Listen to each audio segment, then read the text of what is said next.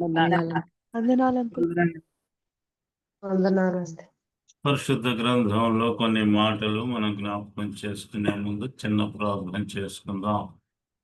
మహోన్నతుడా, మహాగణుడా, పరిశుద్ధుడా, నిత్య నివాసివైన దేవుడవు, రక్షకుడవైన ప్రభువా, మీకు స్తోత్రాలు నాయన.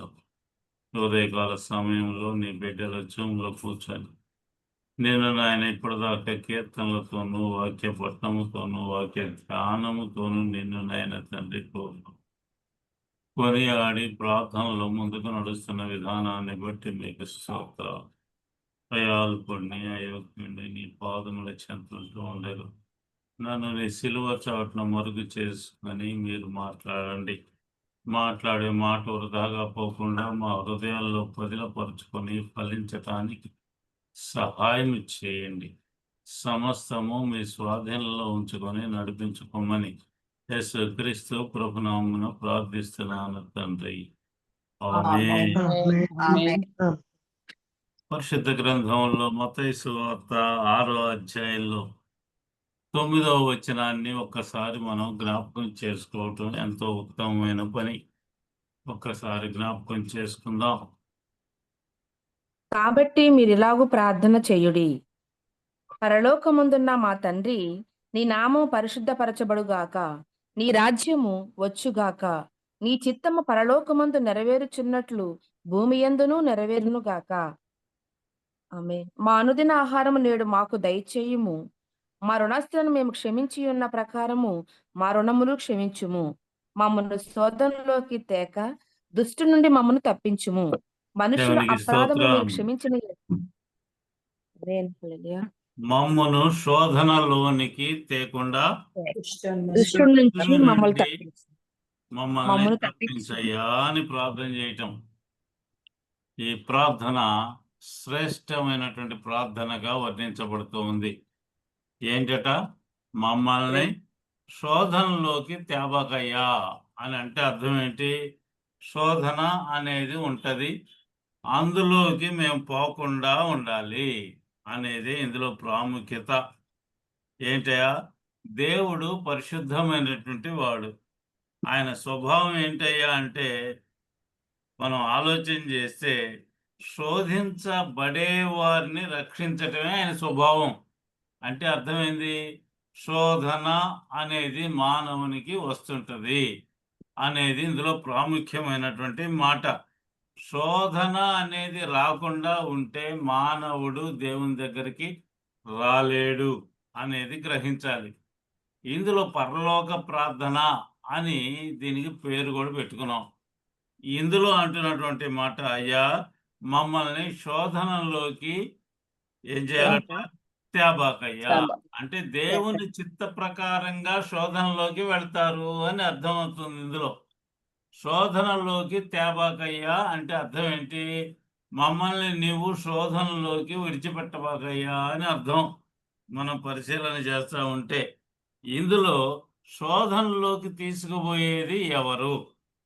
ఇందులో మనం ఆలోచన చేస్తే అపవాది అని అందరికీ తెలుస్తూనే ఉంటది. అపవాదే శోధించడట, దేవుడు కూడా మనుష్యుల్ని శోధిస్తాడు అని పరిశుద్ధ గ్రంథంలో రాయబడతా ఉంది. దేవుని యొక్క శోధన అంటే అర్థం ఏంటో తెలుసా? పరీక్షించటం, శోధించటము.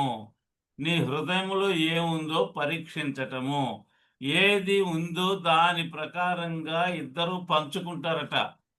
అపవాదికి సంబంధించింది ఏమన్నా కనపడితే అపవాది, దేవునికి సంబంధించింది ఏమనుంటే దేవుని చెంతకు, ఇలా 2 భాగాలుగా దాన్ని విభజించుకుంటారు. నీవు తప్పుడు మార్గంలో పోతున్నావు అనుకోండి, మనం పోతున్నాం అనుకోండి, దాన్ని శోధించినప్పుడు, పరిశోధించినప్పుడు, దానిని పరీక్షించినప్పుడు అది ఎవరికి సంబంధించింది అనేది తెలుసుకొని దానికి సంబంధించినటువంటి వారు వచ్చి దాన్ని మనల్ని పట్టుకుంటాడు. అదే పరీక్షలో ఏంటయ్యా అంటే ఆ శోధనలో దేవుని వైపు మొగ్గాము అంటే దేవుడు మనల్ని స్వీకరిస్తాడు అనేది ఇందులో మనం తెలుసుకొని తీరాలి. మనం మనస్సాక్షి ఎటుపక్క ఉంది అనేది కూడా మనం తెలుసుకోవాలి. కాబట్టి దేవునితో మాట్లాడుతూ ఉన్నప్పుడు, అయ్యా మమ్మల్ని శోధనలోకి తేబాకు, శోధనలో వదిలేయబాకు, శోధించబడితే నేను లొంగిపోతాను. ఈ పదాలన్నీ కూడా తెలుసుకోవాలి. మనం ఆ పొద్దున్నే లేచి ప్రార్థన చేసేటప్పుడు ఎందుకు ప్రార్థన చేస్తున్నాము? మనకి ఏదన్నా సహాయం కావాల్సి వచ్చినప్పుడు, ఏదన్నా ఇబ్బందులు, బాధలు కలిగినప్పుడు దేవునికి తెలియచేయటానికి ప్రార్థనలు చేస్తూ ఉంటాం. ఆ ప్రార్థనలో ఏం జ్ఞాపకం చేసుకుంటాం? ఇదిగో ఈ పదం కూడా, అయ్యా మమ్మల్ని శోధించకుండా ఉండాలి అపవాది అనేది ప్రార్థనలో చెబుతూ ఉంటాం. చాలామంది చెప్పేది అదే. ఇందులో ఏంటయ్యా అంటే, ఈ పరీక్షలు అనుభవించినటువంటి వాళ్ళు, పరీక్షించబడినటువంటి వాళ్ళు చాలామంది పరిశుద్ధ గ్రంథంలో కనిపిస్తూ ఉంటారు. ఈ పరిశుద్ధ గ్రంథంలో రాయబడింది ఏందయ్యా అంటే, ఈ శోధన అనబడినటువంటి ఈ పరీక్షలో చాలామంది చాలా పోగొట్టుకున్నారు. అంటే ఏంటి? వారి దగ్గర ఏదైతే ఉందో అది పోగొట్టుకున్నటువంటి క్షణాలు కూడా మనకు కనిపిస్తూ ఉంటాయి. ఏం పోగొట్టుకున్నారో కూడా కొంత మనం తెలుసుకుందాం. మనం ఏం పోగొట్టుకుంటాం సహజంగా? డబ్బులు పోగొట్టుకుంటాము, అధికారం పోగొట్టుకుంటాము, లేదంటే లోకంలో ఆధిపత్యాలన్నిటినీ కూడా పోగొట్టుకునే పరిస్థితి ఉంటది అనేది మనం తెలుసుకొని తీరాలి. ఇందులో ఒకటి మనం జ్ఞాపకం చేసుకుంటే, ఏంటయ్యా ఇందులో దేవుడు శోధిస్తాడు అనే పదాలు పరిశుద్ధ గ్రంథంలో రాయబడినటువంటి పరిస్థితులు మనం కొన్ని జ్ఞాపకం చేసుకుందాం. ఇందులో ఆదికాండం 22వ అధ్యాయం 1వ వచనంలో మనం ఎప్పుడు చదువుకునే ఇవన్నీ కూడా ఒక్కసారి జ్ఞాపకం చేసుకోవటానికే మీకు గుర్తు చేస్తా ఉన్నాను. ఏంటి 22వ అధ్యాయంలో ఎవరు కనిపిస్తారు? ఒక ఆయన ఆ కనిపిస్తూ సంగతిలో ఉంటాడు. ఆ? అబ్రహాం కనిపిస్తాడు. అబ్రహాం కనిపిస్తూ ఉంటాడు. ఆయన ఏం చేశాడయ్యా అంటే, అబ్రహామును దేవుడు శోధించాడు అని రాయబడతా ఉంది. ఎలాంటి ఆ శోధన ఆయనకి కలిగిందో మనం తెలుసు. ఏంటది? మొట్టమొదటిది, నీ బంధు జనాంగాన్ని విడిచిపెట్టు, నీవు ఇప్పుడు దాకా చూసిన దేవుళ్ళను విడిచిపెట్టు, నీ నీ దేశము పరిస్థితి నీవు గమనించు అన్నప్పుడు ఈయన వెంటనే ఆ పని చేసేసాడు. అంటే వదిలేసుకోవాలి అనేది ఇందులో ప్రాముఖ్యమైనటువంటి విషయం. ఏం వదిలేశాడు ఈయన? సమస్తాన్ని విడిచిపెట్టాడు. మనం చూస్తున్నాం, యేసు ప్రభు వారి శిష్యులు ఉన్నారు, వారు కుటుంబాలు మొత్తాన్ని విడిచిపెట్టినటువంటి సంఘటనలు ఉన్నాయి. భార్యని, బిడ్డల్ని ఎవరిని వెంటేసుకొని రాళ్ళ వాళ్ళు వదిలేశారు. యేసు ప్రభు వారు అంటున్నారు, నీవు నా ఎమ్మటి రావాలి అంటే నీవు ఏదో ఒకటి విడిచిపెట్టాలి. ఆ ఒకటి ఏం విడిచిపెట్టాలి అంటే, నీవు లోకములో అన్ని విడిచిపెట్టాలి. అప్పుడు నేను మిమ్మల్ని మనుష్యుల్ని పట్టే జాలర్లుగా తయారు చేస్తాను అని యేసు ప్రభువారి యొక్క మాటగా మనకు తెలుస్తూ ఉంది. కాబట్టి ఈ అబ్రహాముని మనం జ్ఞాపకం చేసుకునేటప్పుడు ఎన్నో విడిచిపెట్టాడు. తన కుటుంబంలో ఉన్న వాటి అన్నిటినీ చాలా జాగ్రత్తగా పరిశీలన చేస్తే మనము ఏం విడిచిపెట్టాయంటే, తన బంధుగణాన్ని, తనకున్నటువంటి సమస్తాన్ని, ఎవరైతే ఆయనకి ప్రేమగా ఆయన చూశాడో, ఈయన్ని ప్రేమగా దగ్గరగా తీసుకున్నారో వాళ్ళందరినీ విడిచిపెట్టినట్లుగా మనకు కనిపిస్తూ ఉంది. కాబట్టి ఈ విడిచిపెట్టినటువంటివి ఈ అబ్రహాము ఏమేమి విడిచిపెట్టాడో ఒక్కసారి మనం జ్ఞాపకం చేసుకుంటే, ఇందులో చాలా చక్కగా రాయబడతా ఉంది. బంధుగణాన్ని విడిచిపెట్టేశాడు అనేది ప్రాముఖ్యమైనటువంటిది. దేవుళ్ళను, వారు కొలిచేటువంటి దేవుళ్ళని విడిచిపెట్టేశాడు. ఆస్తిపాస్తులు ఏమైనా ఉంటే విడిచిపెట్టాడు. ఆయన ప్రయాణమై బయలుదేరుతూ ఉన్నాడు అనేది మనం జ్ఞాపకం చేసుకుంటూ పోతా ఉంటే, అందులో విడిచిపెట్టినవి అన్నీ కూడా మనకి కనిపిస్తూ ఉంటాయి అనేది మనం తెలుసుకోవాలి. ఇందులో ఇంకా ఏందయ్యా అంటే, శోధన అనబడినటువంటిది పరీక్ష ఇందులో మనకు కనిపిస్తూ ఉంది. అరణ్యంలో ఇజ్రాయేలీలు నడుచుకుంటూ వచ్చారండి. వచ్చినప్పుడు నిర్గమకాండము 15వ అధ్యాయము 25వ వచనాన్ని మనం గమనిస్తే, అందులో అంటున్నటువంటి మాట రాస్తున్నాడు. అరణ్యములో ఇజ్రాయేలీలు మారా జలముల యొద్ద దేవుడు వాళ్ళని శోధించను అని రాస్తున్నారు. దేవుడు శోధించినటువంటి ఇజ్రాయేలీ జనం, దేవుణ్ణి శోధించినటువంటి ఇజ్రాయేలీ జనం, రెండు పదాలు కూడా మనకు తెలుసు. దేవుణ్ణి శోధించారు, దేవుడు కూడా వాళ్ళని శోధిస్తా వచ్చాడు అనేది ఇందులో రాయబడతా ఉంది. ఏంటయ్యా? మారా నీళ్లు వచ్చినాయి. అక్కడ నీళ్లు తాగాలి అన్ని లక్షల మంది జనాభా, లక్షల్లో ఉన్నటువంటి జంతుజాలాలు, పక్షులు కానీ జంతువులు కానీ ఎన్నో ఉన్నాయి. ఏంటయ్యా? వాటన్నిటికీ భోజనాలు, నీళ్లు ఇవన్నీ కూడా సరఫరా చేయాలి. ఎవరు సరఫరా చేయాలి? మోషే అనే నాయకుడి ద్వారా ఇవన్నీ పొందాలి వాళ్ళు. కొంతకాలం వాళ్ళు మోసుకొచ్చినవన్నీ కూడా ఎంతకాలం ఉంటాయి? 40 సంవత్సరాలు ఉండాలంటే ఉంటాయా? ఉండవు. కాబట్టి దేవుడు వారిని శోధించడానికి గల కారణం ఏంటి అంటే, వీళ్ళు అంత దూరం నుంచి కష్టపడి వస్తున్నారు కదా, నన్ను మర్చిపోతారేమో, ఒకసారి చూద్దాం ఏం చేద్దాం అని మారా అనబడినటువంటి స్థలానికి వచ్చారు. అక్కడ ఏం జరిగింది? నీళ్లు చేదుగా అయ్యి. నీళ్లు చేదని చేదైపోయినాయి. మారా జలాలు చేదుగా ఉన్నాయి. వచ్చారు. ఏమయ్యా, చేదు నీళ్ళు ఎట్లా తాగాలి మేము? మేము ఏంటి తాగుదామని ఇదంతా మోషన్ కూడా? నువ్వు కలుగుతాం. దేవుడు ఉన్నాడని పట్టుకొచ్చావు, అడవిలో వదిలేశావు, నీళ్లు తాగుదామంటే లేవు అనే పరిస్థితి అక్కడ కనిపిస్తే, మోషేకి దేవుడు సెలవిచ్చాడు, పోయి ఆ కొమ్మలు తెచ్చి అందులో పడేయండి, నీళ్లు మధురం అయిపోతాయి అనే మాట అందులో మనకి చూస్తూ ఉంటాం. నిర్గమకాండంలోనే 16వ అధ్యాయం 4వ వచనాన్ని కనుక మనం పరిశీలన చేస్తే, అందులో ఇంకొక విషయంలో కూడా వారిని శోధించాడు అని రాయబడతా ఉంది. ఏందట? మన్నా విషయంలో దేవుడు ప్రజలను శోధించాడట. ఏమి శోధన బయటకు వచ్చింది? పరీక్షించటం అనేది ఏంటి? మన్నా అనబడినటువంటి ఆహారము దేవదూతలు తినే ఆహారంగా రాయబడ్డది. అలాంటి ఆహారాన్ని భూమి మీదకి పంపించిన దేవుడు ఒక ఆజ్ఞనిచ్చాడు. ఎలా తింటారో, ఎలా పోగు చేసుకుంటారో అనే దాన్ని కూడా అందులో రాశాడు దేవుడు. ఏంటట? ఏ రోజుకు సంబంధించింది ఆ రోజే మీరు తీసుకోండి. పుచ్చుకోవాలి. శనివారం నాడు అంటే విశ్రాంతి దినానికి ముందు రోజు 2 రోజులకు సంబంధించింది తీసుకోండి, అది దాచిపెట్టుకోండి అని చెప్పినటువంటి మాట అందులో కనిపిస్తూ ఉంది.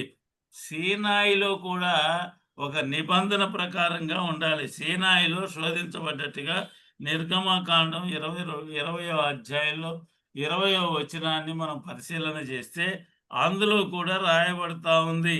ఇందులో ఈ విషయము ఇంకా చాలా బాగా రాయబడింది. ఎక్కడంటే ద్వితీయోపదేశ కాండంలో 3వ అధ్యాయంలో 2, 3 వచనాలు పరిశీలన చేస్తే వీళ్ళందరూ కూడా శోధించబడ్డారు అనే మాట రాయబడతా ఉంది. కొన్ని వసతులు ఇచ్చినప్పుడు దేవుడు కొన్నిటిని కోరుకుంటూ ఉంటాడు నీ దగ్గర నుంచి అనేది మనం తెలుసుకొని తీరాల్సిందే.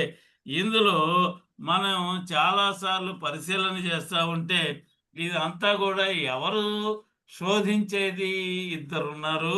ఒకరు అపవాది, ఇంకొకరు దేవుని యొక్క మాటగా సెలవిస్తా ఉన్నాడు. కాబట్టి ఇందులో సాతానైతే పాపమును ప్రజలు చేయటానికి ఏర్పాట్లు చేస్తాడు, ప్రవేశపెడుతుంటాడు. శోధన అనేది సాతాను ప్రవేశపెట్టాడంటే అర్థం ఏంటి అంటే, పాపంలో పడేటట్లుగా శోధన జరుగుద్ది అనేది మానవులు గుర్తించాలి. ఏదన్నా ఆశ కలిగించాడు అంటే ఆ ఆశ పాపంలోనికి నిన్ను లాక్కుపోద్ది అనేది ఇందులో కనిపిస్తూ ఉంది. మనం పరిశీలన చేస్తూ ఉంటే దేవుడు శోధించడు అనేది కూడా రాయబడతా ఉంది. శోధించాడు అంటే మానవులు భరించే విధంగా మాత్రమే ఉంటది అనేది మనం చదువుకుంటూ పోతే, కొరింథీయులకు రాసినటువంటి పత్రిక, మొదటి పత్రికలో 10వ అధ్యాయము 13వ వచనాన్ని మనం జ్ఞాపకం చేసుకుంటే అందులో ఒక చక్కని మాట రాస్తామన్నాడు. శోధనకు దేవుడు ఒక పరిమితిని నియమించాడు. సాధారణంగా ఎట్లా పడితే మనుషులు అట్లా మానవులను శోధించడం ఎక్కువగా పెడితే అప్పుడైనా లొంగిపోతాడేమో చూద్దాం అనుకోవటం అనేది లేదు. దానికి ఒక పరిధిని నియమించాడు. నాకు శోధన వస్తే నేను దానిని భరించేటువంటి శక్తి ఎంతవరకు ఉందో దేవునికి తెలుసు కాబట్టి అంతవరకే చేస్తాడు. ఇతనికి శోధన ఎక్కువగా వచ్చింది అంటే అర్థం ఏంటి అంటే నేను ఇంకా భరించగలను అనేది అందులో తెలుస్తూ ఉంది. మనం ఆ శోధనను భరించలేకపోతే దేవుణ్ణి విడిచిపెడతాడేమో అని ఆయన అనుకొని ఉంటాడు. అందువలన మనకు శోధనను కలిగేటట్లుగా చేస్తాడు అనేది మనం తెలుసుకొని తీరాలి అంటున్నాడు. ఇందులో ఏమంటున్నాడు చూడండి, 10వ అధ్యాయం 13వ వచనములో కొరింథీయులకు రాసిన సాధారణముగా మొదటి పత్రికలో సాధారణముగా మనుషులకు కలుగు శోధన తప్ప మరి ఏదియూ మీకు సంభవింపలేదు. దేవుడు నమ్మదగిన వాడు, మీరు సహింపగలిగినంత కంటే ఎక్కువగా ఆయన మిమ్మును శోధింపబడనియ్యడు. అంతేకాదు శోధింపబడనీయడు అని రాస్తున్నాడు. అంటే శోధించేవాడు పక్కనే ఉంటాడు.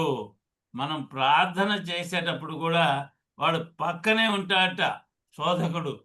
ఆ శోధకుడిని గురించి మనం ఆలోచన చేస్తే ఎక్కడి నుంచి వచ్చాడు, ఏం చేస్తుంటాడు, దేవుని బిడ్డల్ని ఈ విధంగా శోధిస్తాడా, తనకు సంబంధించిన బిడ్డల్ని శోధించడా అనేది కూడా మనము తెలుసుకొని తీరాలి.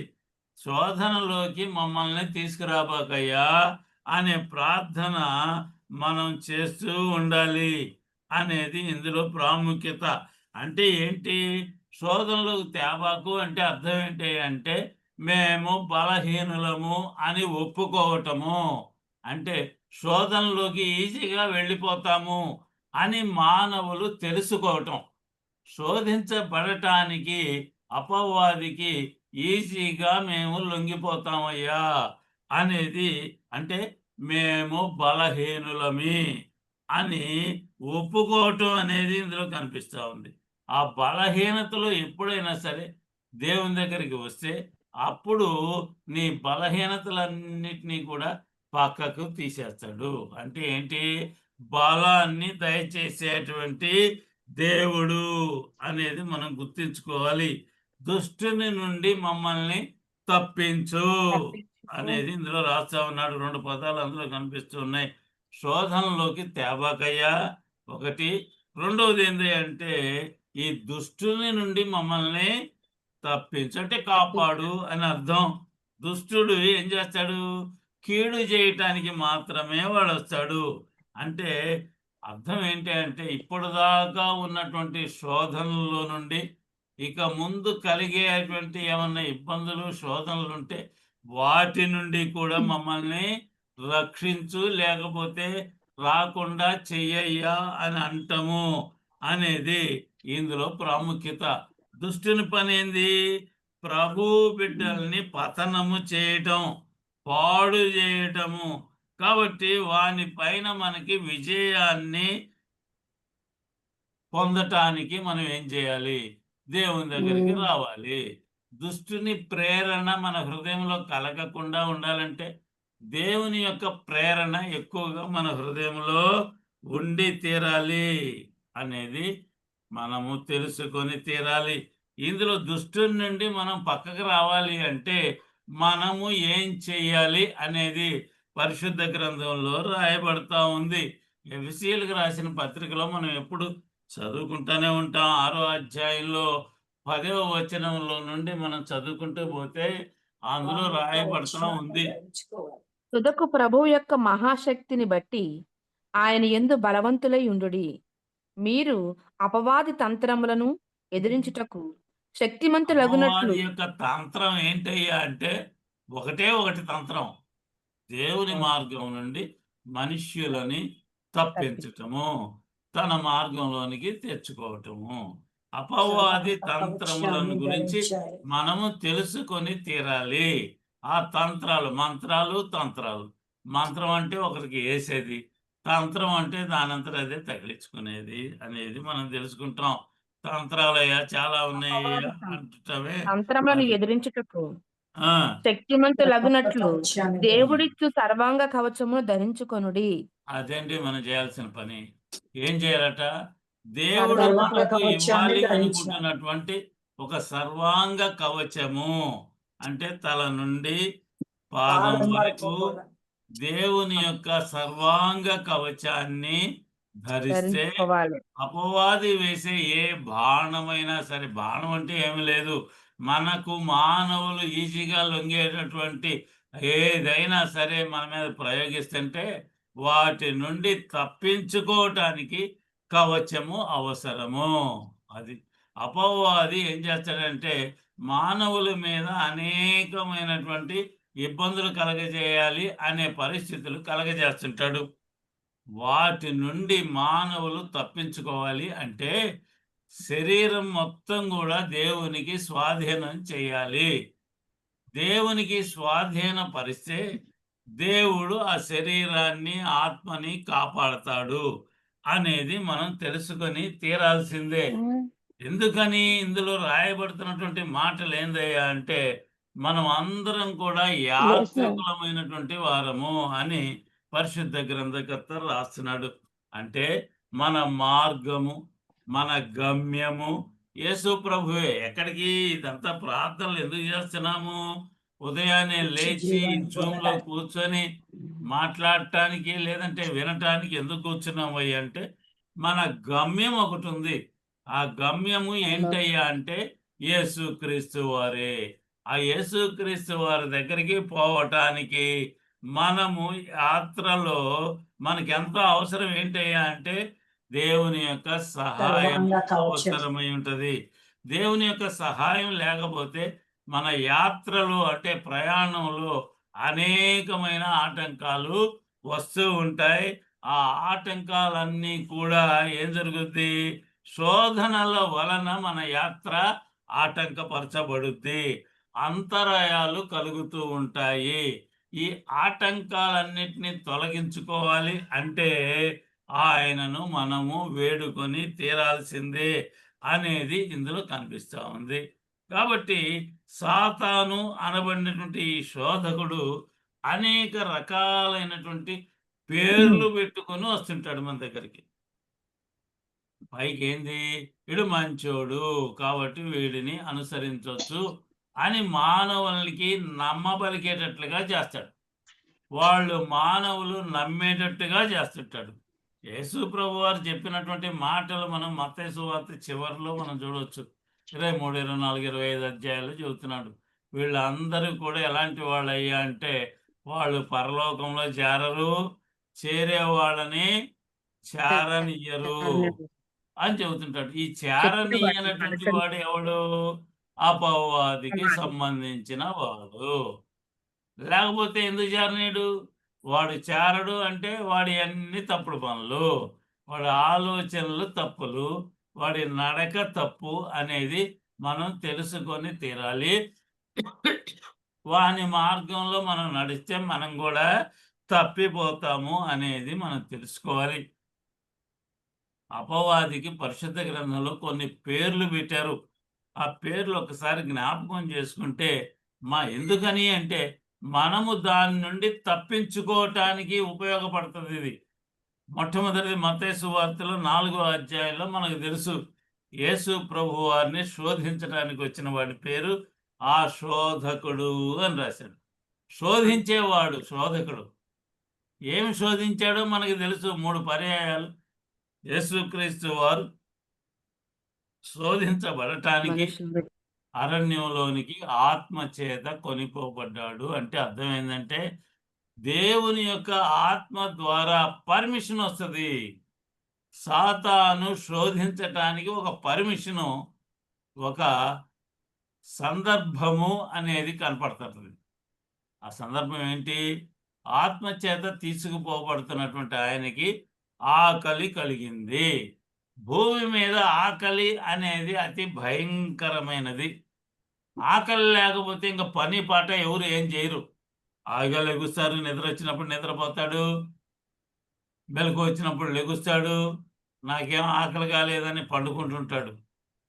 కాబట్టి ఆకలి అనేది లేకపోతే లోకంలో దుష్టునికి చోటు ఉండనే ఉండదు. ఆకలి అనే దాన్ని బేస్ చేసుకొని దుష్టుడు మనల్ని వేధిస్తాడు అనేది ఇందులో మనకి తాత్పర్యంగా తెలుస్తూ ఉంది. ఆకలి అయినప్పుడు ఎప్పుడైంది ఆయనకి ఆకలి? 40 దినాలు ఆయన ఉపవాసం ఉన్నప్పుడు, అంటే దేవుని దగ్గరికి వచ్చి కూర్చొని ప్రార్థనలు చేస్తూ ఉన్నప్పుడు. చూసారా? దేవుని దగ్గరికి వచ్చి కూర్చొని ప్రార్థనలు చేస్తూ ఉన్నప్పుడు ఆయనకి ఆకలి అనేది కలిగింది. అప్పుడు శోధకుడు వచ్చాడు. ఏమి దేవుని దగ్గరకు వచ్చి ప్రార్థనలు చేస్తుంటే అపవాది ఎందుకు రావటము? చాలా మంది అంటూ ఉంటారు. శోధకునికి ఒక విషయము తెలుసు. ఏంది? ఎప్పుడు దొరుకుతాడు అనేది ఇందులో తెలుస్తూ ఉంటది. ఈ సాతాను శోధించేటువంటి మనస్తత్వం కలిగినటువంటి వాడు అని మత్తయి సువార్త 4:3లో యేసు ప్రభువుని శోధించిన సంఘటన మనకు తెలుసు.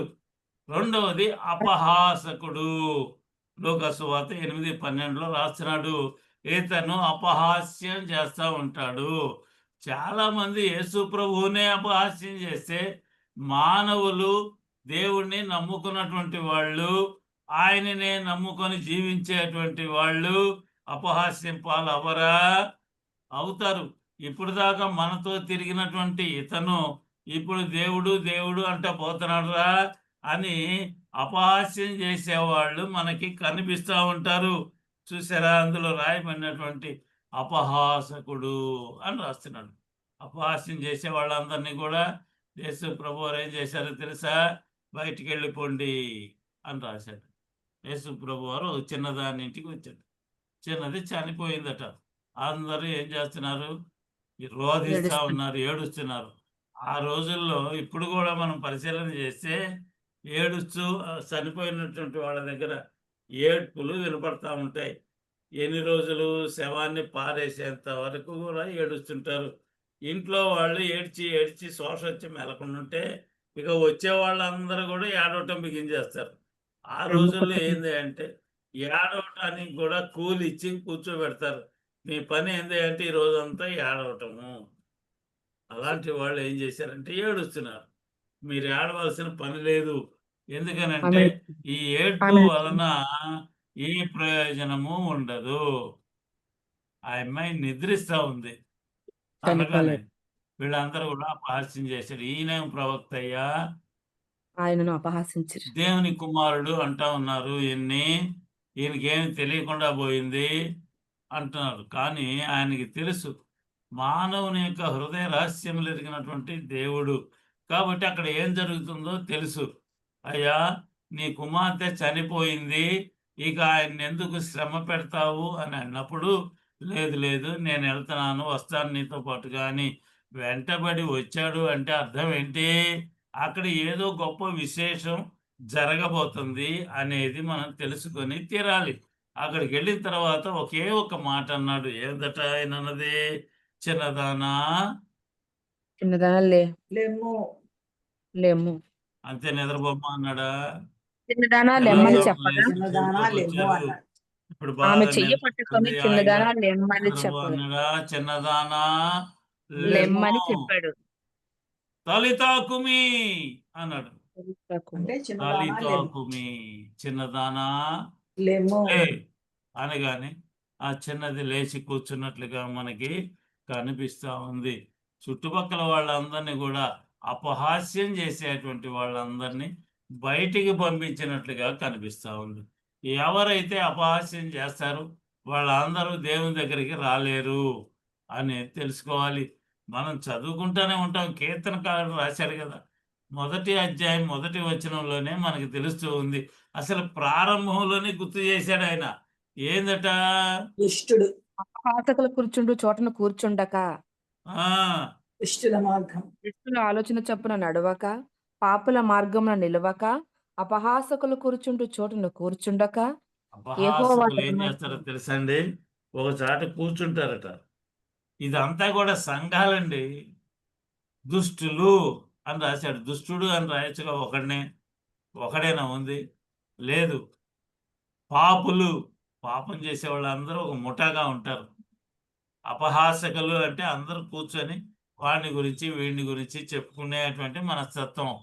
ఇది ఎక్కువగా అరుగులు ఉన్నటువంటి వాళ్ళు అరుగు మీద కూర్చొని సాయంత్రం పూట చేసేటువంటి పనులు కనిపిస్తూ ఉంటాయి.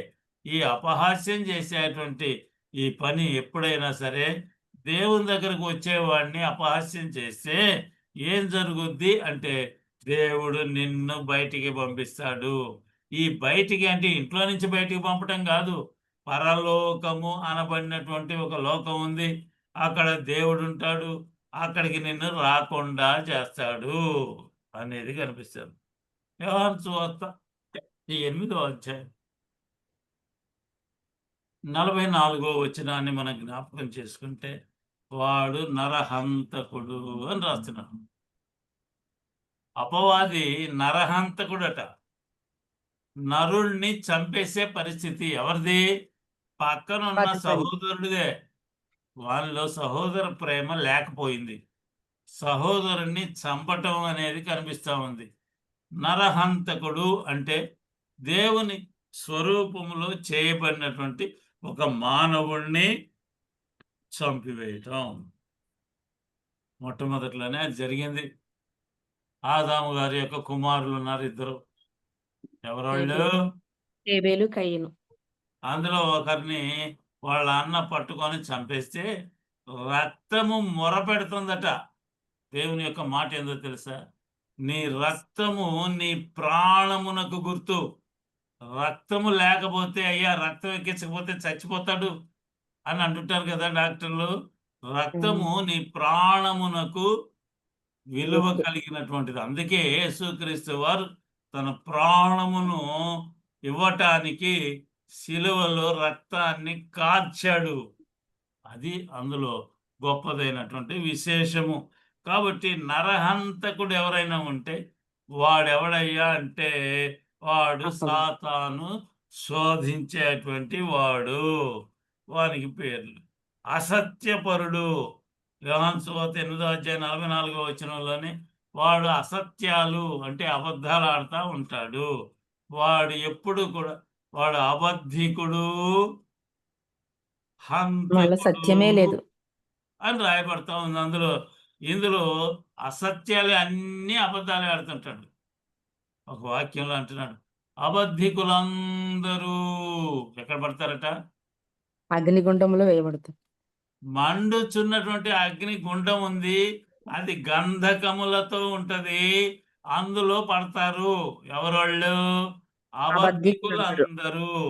ఈ అబద్ధికుడు ఏందంట? దానికి జనకుడంట, అబద్ధాన్ని పుట్టించేటటువంటి వాడట. అలాంటి వాడు ఈ శోధకుడు. ఇంకొకటి ఏందయ్యా అంటే మనం చూస్తే ఈ యుగ సంబంధమైనటువంటి దేవుడు.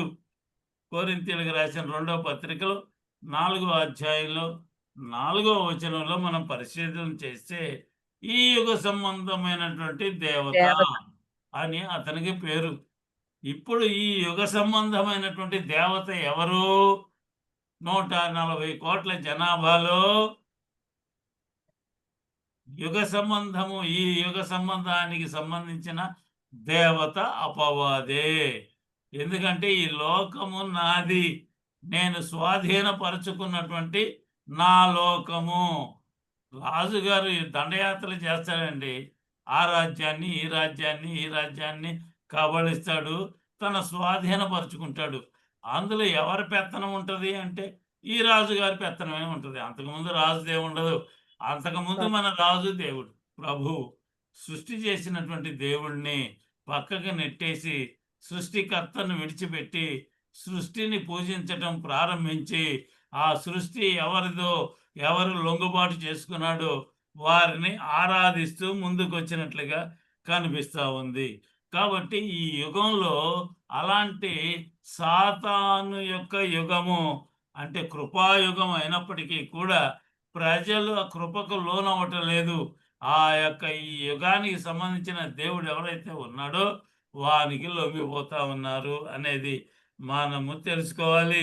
ఇందులో ఇంకొక మాట కూడా కొరింథీయులకు రాసిన 2వ పత్రికలో 11వ అధ్యాయంలో 14వ వచనంలో మనం చూస్తే వానికి వెలుగుదూత.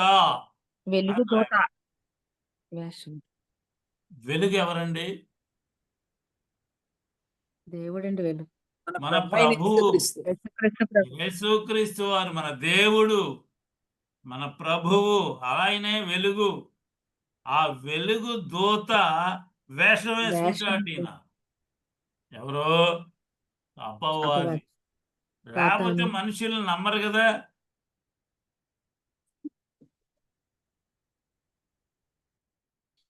హల్లెలూయా.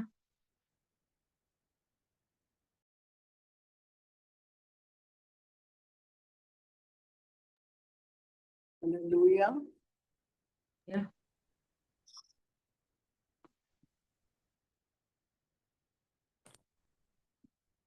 పరిస్థితి కనిపిస్తా ఉంది.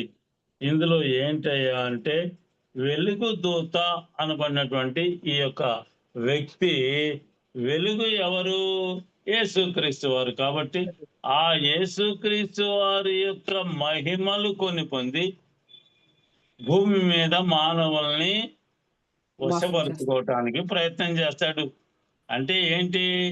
ఎవరైతే కొన్ని విషయాల్లో గొప్ప కార్యాలు చేస్తా ఉంటాడో వాని వైపు ప్రజలు మళ్ళుతూ ఉంటారు అనేది తెలుసుకోవాలి మనం. ఎవరైనా గొప్ప కార్యాలు చేస్తుంటే అక్కడికి పరిగెత్తుతాం. డాక్టర్ దగ్గరకు పోతే 2000 దాకా ఖర్చు అవుద్ది, ఇక్కడికి పోతే ఆయన మంత్రాలు తంత్రాలు వేస్తాడు, తగ్గిపోద్ది అని అనుకునే వాళ్ళు అక్కడ పరిగెత్తారు. అక్కడేముంది, ఓ 10 రూపాయలు ఇస్తే ఆయనే చేయి పెట్టి ప్రార్థన చేసి, ప్రార్థన అంటే ఆయన కూడా ప్రార్థన చేస్తాడు, అపవాది కూడా ప్రార్థన చేసి చేసే పనులు ఉంటాయి. అన్ని రకాల పనులు చేస్తుంటాడు. ఏ దేవుడు ఏది చేస్తాడో అదే చేస్తుంటాడు వీడు కూడా. ఎందుకంటే వానికి అంత శక్తి కలిగినటువంటి వాడు అని యెషయా గ్రంథకర్త రాశాడు కదా. 14వ అధ్యాయంలో మనం పరిశీలన చేస్తే అపవాది అంత శక్తివంతుడు చూస్తున్నాం. అంతకంటే గొప్ప శక్తి ఉంటేనే మన దగ్గర అపవాది మనకి లోనవుతాడు, లేకపోతే మనము వానికి లోనైపోతాం. అది తెలుసుకోవాలి. అపవాది శక్తి కంటే మన శక్తి అధికంగా లేకపోతే ఏమైపోద్ది అంటే మనము అపవాదికి లోనైపోతాం అనేది తెలుసుకోవాలి. ఆఖరుగా ఏంటి అంటే వీనికి మొట్టమొదటి ప్రకటన గ్రంథం అంటున్నాడు 12వ అధ్యాయంలో 9వ వచనంలో అంటున్నటువంటి మాట ఏందయ్యా అంటే ఆది సర్పము. వానికి ఆది సర్పము. ఆది అంటే మొట్టమొదట్లో ఉండే పాము ఏం చేసింది? అవ్వమ్మని మోసం చేసిందండి. అసలు అవ్వని మోసం చేయటం ఏందండి? దీన్ని బట్టి మనకి ఏమర్థం అవుతుంది? దేవుని దగ్గర కూర్చొని 24 గంటలు ప్రార్థన చేసేవాడిని కూడా తన వైపు మళ్ళించుకోగల శక్తి అపవాదికి ఉంది అనేది తెలుసుకోవాలా. ఒక వ్యక్తి ప్రార్థన చేసుకుంటూ పోతా ఉన్నాడు అనుకోండి, అపవాది ఏం చేస్తాడో తెలుసా? వాని యొక్క మనస్సుని దృష్టిని పక్కకు మరలించాలి అంటే ఏం చేస్తే మరలిస్తాడు అనేది ఆలోచన చేసి పెద్ద శబ్దం పక్కనే కలగజేస్తాడు. వెంటనే ఏమైపోతాడు? ప్రార్థన చేయటం ఆపేసి పక్కకు తిరుగుతాడు. అయిపోయింది ఇంకా ఆయన పని. అయిపోయిందా లేదా? మళ్ళీ ఏమన్నా ప్రార్థన చేయాలంటే అక్కడ ఏం జరుగుతుందో, ఎందుకు శబ్దం వచ్చిందో అని అటు పోతాడు. ఇక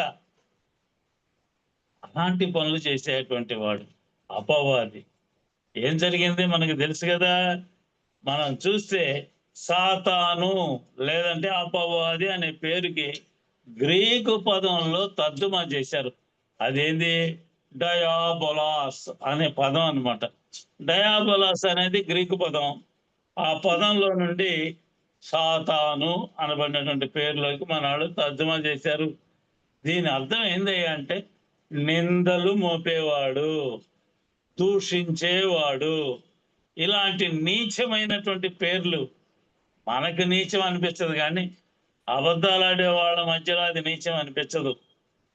తప్పుడు పనులు చేసే వాళ్ళ మధ్యలో పేర్లుంటే అవి వాళ్ళకి తక్కువగా అనిపించవు, మంచియే అనిపిస్తాయి. ఈ విషయంలో మనం ఏం చేయాలి? అప్రమత్తంగా ఉండాలి, జాగ్రత్తగా ఉండాలి. అందువలన యేసు ప్రభు వారు పదే పదే అందరికీ తెలియజేశారు. ఏమని తెలియజేశారట? వీడు చాలా యుక్తిపరుడయ్యా, జాగ్రత్తగా ఉండండి. సులువుగా చిక్కులు పెడతాడు. చిక్కుల్లో పడేలా చెడు మార్గాన్ని మీ ముందు ఉంచుతాడు. దేవుడు కట్టినటువంటి వాటిని పడగొట్టేస్తాడు. ఏం కట్టాడు నీ హృదయంలో? దేవుని యొక్క ఆలయం ఉంది, దాన్ని పడేస్తాడు. పడేస్తాడా లేదా? పడిపోతే ఇంకేముంటది నీ హృదయంలో? దేవుని యొక్క ఆలయం పడిపోతే ఏదో ఒకటి వచ్చి చేరుద్ది. మనకి తెలిసిందే, ఒక దెయ్యం వచ్చి పట్టుకుంది ఒకరిని. ఎవరో వచ్చారు పాపం, ప్రార్థన చేశారు, వెళ్ళిపోయింది. వెళ్ళిపోయిన తర్వాత వచ్చిందట, మళ్ళీ తను ఉండినటువంటి స్థలాన్ని చూసుకోవటానికి వచ్చిందట. చూసుకుందంట బాగా. ఏం జరిగింది అక్కడ? అమర్చించాడు అని రాస్తున్నాడు. బాగుంది. ఇంక అప్పటి నుంచి గుడికి పోతున్నాడు, ప్రార్థన చేస్తున్నాడు, పాటలు పాడుతున్నాడు, వాక్యం చదువుతున్నాడు. అమర్చి ఉంచాడన్ని. ఇల్లు ఊడ్చి అమర్చి ఉంటే హృదయంలో మాత్రం మార్పు రాలేదు. జరుగుతుంది అది. రోజు గుడికి పోయే వాళ్ళలో ఎంతమంది మార్పు చెందారు? ఎంతమంది నేను దేవుణ్ణి రక్షకుడిగా అంగీకరించాను, దేవునికి ప్రార్థన చేసుకుంటాను, నా పాపములు ఒప్పుకుంటున్నాను, రక్షించబడే విధానాన్ని నాకు ఇక్కడ తెలుసుకున్నాను, కాబట్టి ఈ రోజు నుండి నేను రక్షణ మార్గంలో నడుస్తాను అనేవాళ్ళు ఎంతమంది ఉంటారు?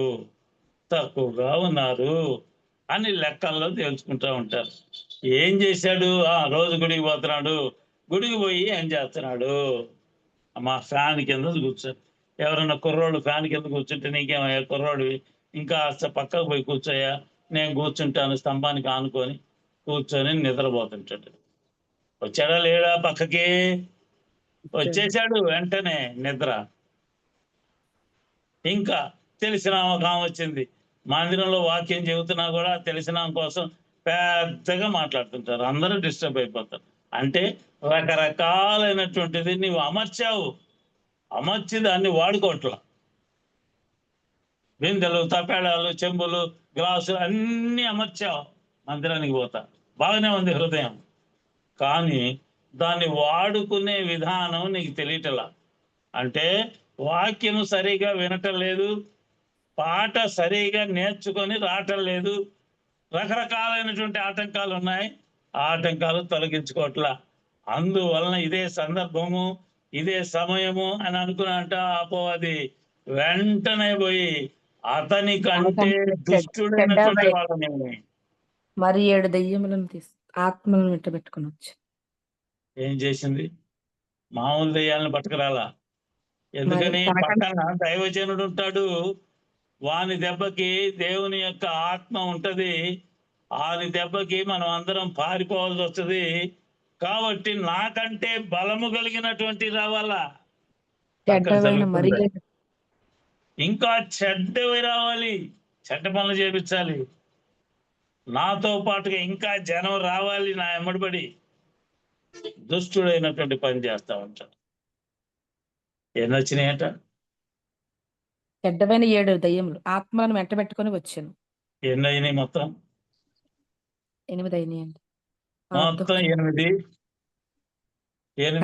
దెయ్యాలని, ఒక దెయ్యాన్ని తట్టుకోలేక గోలగోలు చేసేటవాడు మళ్ళీ 7 పట్టుకొస్తే 7 + 1 8 దెయ్యాలు పట్టుకొచ్చుకుంటే ఇక వాని పరిస్థితి ఎలా ఉంటది?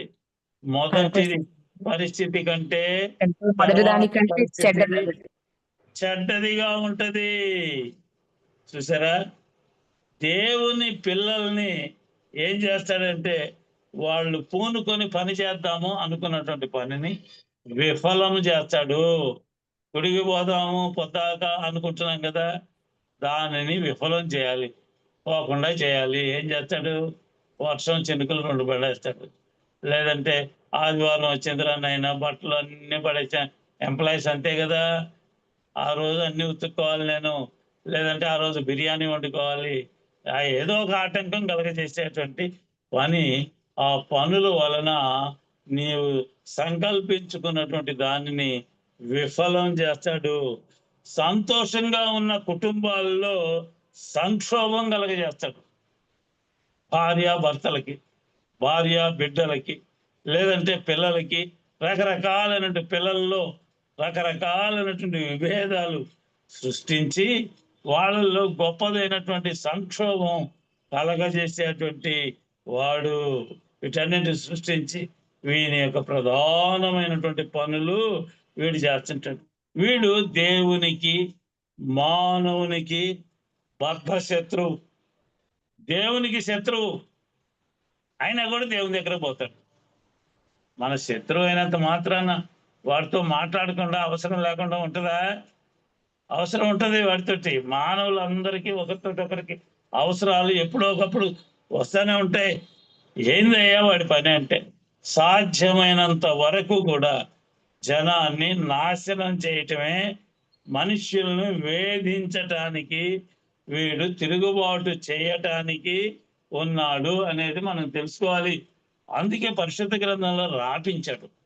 యోబు గ్రంథంలో 1వ అధ్యాయంలో 12వ వచనాన్ని మనం పరిశీలన చేస్తే అందులో యోబు అనబడినటువంటి వ్యక్తి ఎలాంటి వాడట?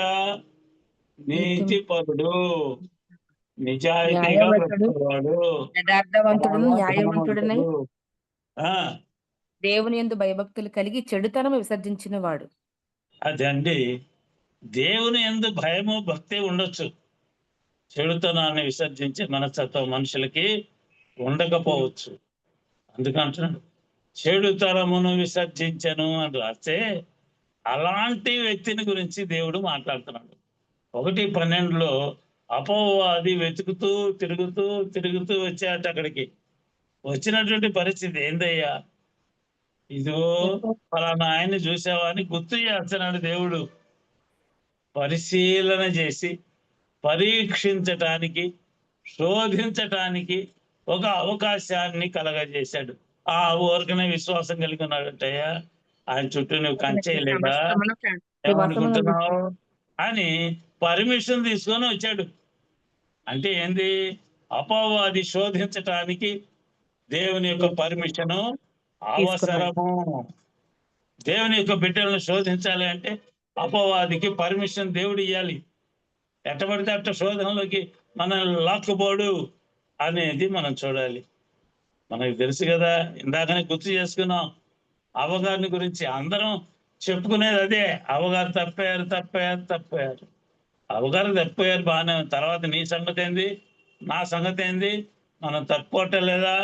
ఇందులో ఈ యొక్క వ్యక్తికి అవ్వ మొదటిగా ఏం పరిచయం ఉంది? మొట్టమొదటిగా ఏమింటదండి అవ్వని దేవుడు సృష్టి చేయంగానే దేవుడు మాట్లాడుతా ఉన్నటువంటి దేవుడు కనిపించాడు.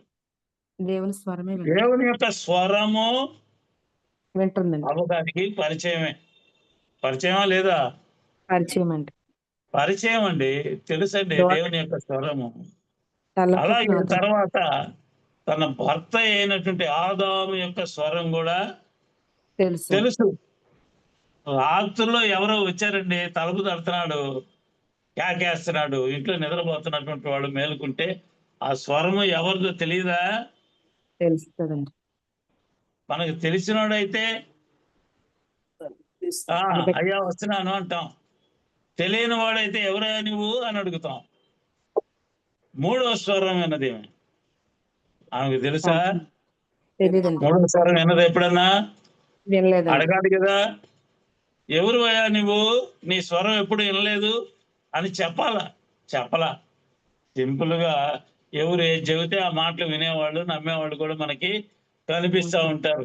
3వ స్వరం ప్రవేశించగానే అదే చివరిలో మనం చెప్పుకున్నాం, అది సర్పము యొక్క స్వరము. సర్పం కాదు అపవాది, సర్పములో అపవాది జొరబడ్డాడు. అపవాది ఎవడు? దేవుని యొక్క దూత. సర్పం కాదు, సర్పంలో జొరబడి మాట్లాడుతున్నాడు. మనిషికి దెయ్యం పట్టింది అంటాం.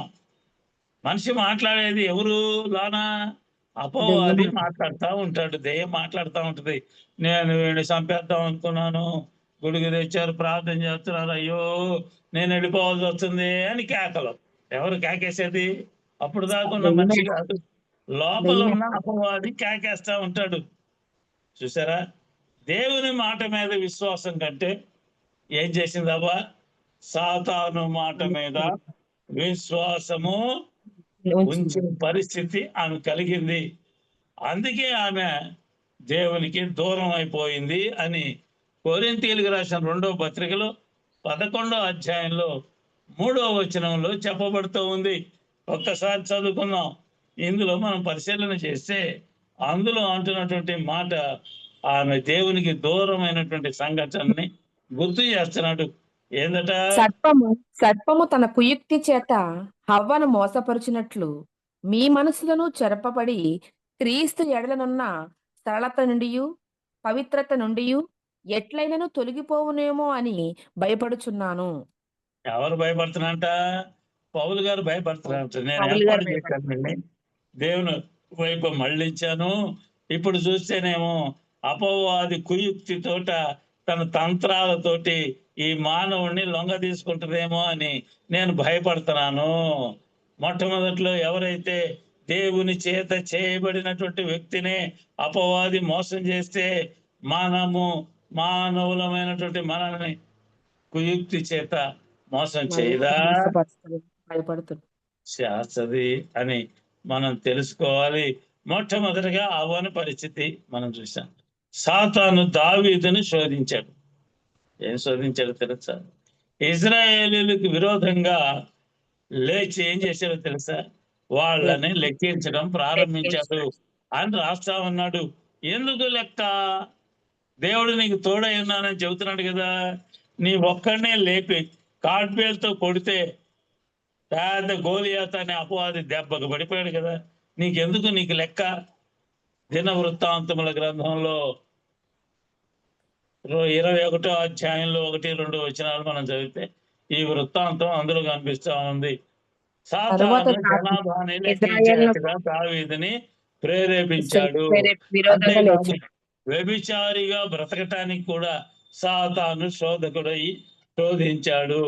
విశ్వాసులు శోధించి పడద్రోయబట్టం అనేది సాతాను చేసేటువంటి పనుల్లో మొట్టమొదటి పని.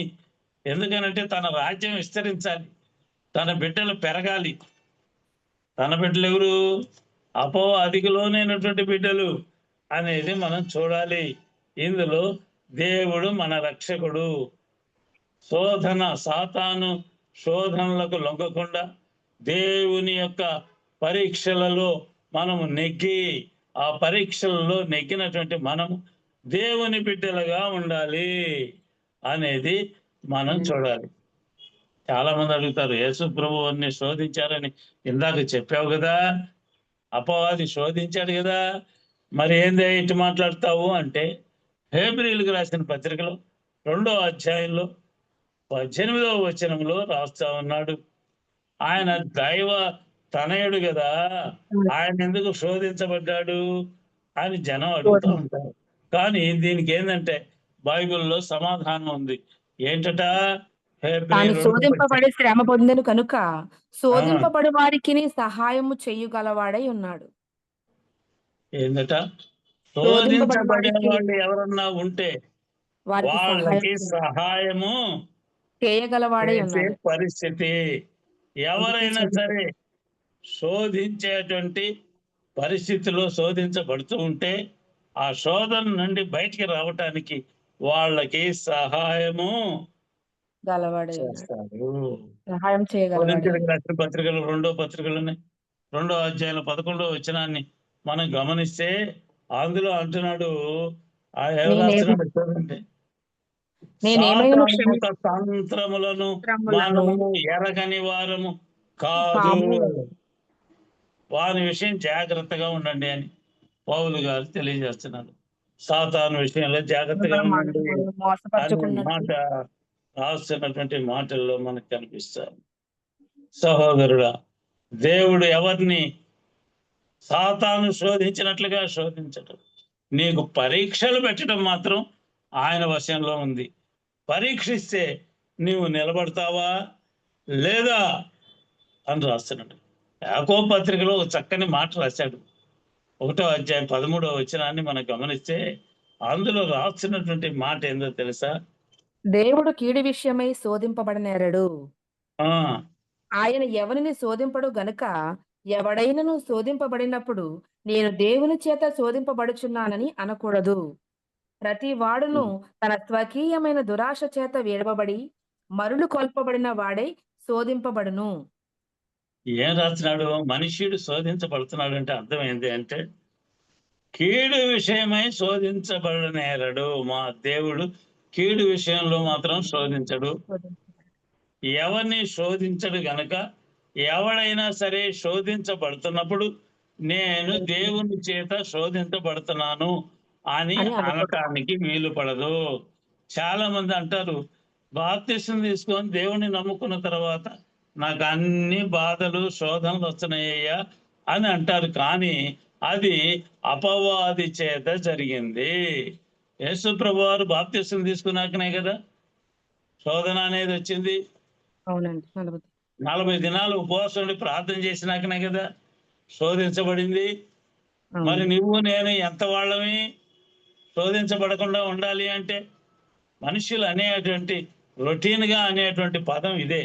కాబట్టి ఇందులో అంటాడు, ప్రతివాడును తన స్వకీయమైన చేత ఏడవబడి మరులు కొల్పబడిన వాడే దురాశల చేత లాక్కోని పోతాడు. జాగ్రత్త. దురాశ అనేది ఉంటే, దురాశ అనేది ఏం చేస్తుందట? దురాశ గర్భము ధరించి పాపమును కనగా పాపము పరిపక్వమై మరణమును కనును. దురాశ చివరికి ఎక్కడికి పోతే నిన్ను లాక్కుపోయేది? మరణంలోకి లాక్కుపోద్ది.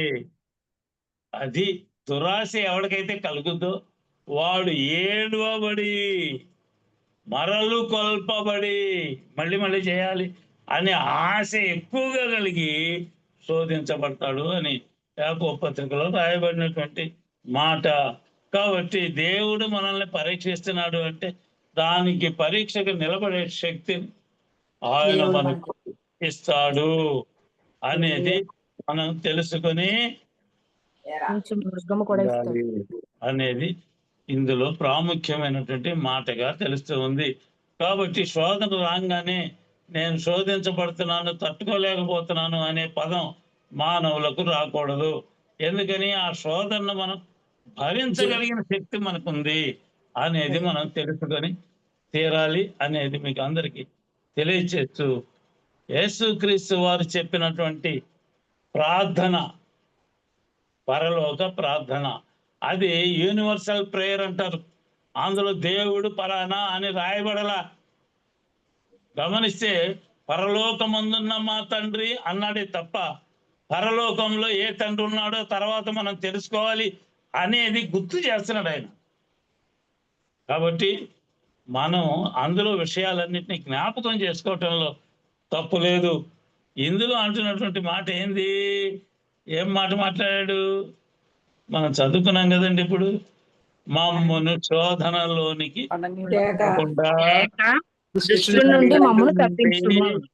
దుష్టుని నుండి కీడు నుండి తప్పించయ్యా అని అంటాం. తప్పించు అన్నాడు అంటే మేము బలహీనులము అని ఒప్పుకుంటున్నాము అని అర్థం. శోధన అనేది ఉంది, దాంట్లో పడకుండా మమ్మల్ని కాపాడయ్యా. ఒకవేళ పడితే కాపాడేవాడివి నీవు ఉన్నావయ్యా అని మానవుడు తెలుసుకోవటం కోసం అని దీన్ని గుర్తు చేస్తా ఉన్నాడని మీకు అందరికీ తెలియజేస్తూ ఈ మాటలు నేను ముగిస్తాను. దేవుడి కొద్ది మాటలు మనం వినికిడిలో దీవించుగాక. ఆమేన్. హల్లెలూయా. హల్లెలూయా. ప్రార్థన